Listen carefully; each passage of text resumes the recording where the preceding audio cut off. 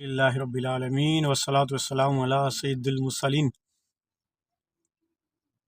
حضرت سیدنا عمر فاروق اعظم رضی اللہ تعالیٰ عنہ فرماتے ہیں، جس کا مفہوم ہے کہ فرمان مصطفیٰ صلی اللہ علیہ وسلم ہے، تمہاری عبادات زمین و آسمان کے درمیان معلق رہتی ہیں کہ جب تک میٹھے اور پیارے آقا صلی اللہ علیہ وسلم پر درود پاک نہ پڑھا جائے۔ تو پیارے اور میٹھے اسلام بھائیو، آج جمعرات بھی ہے اور جمعرات شب جمعہ بھی آئے گی۔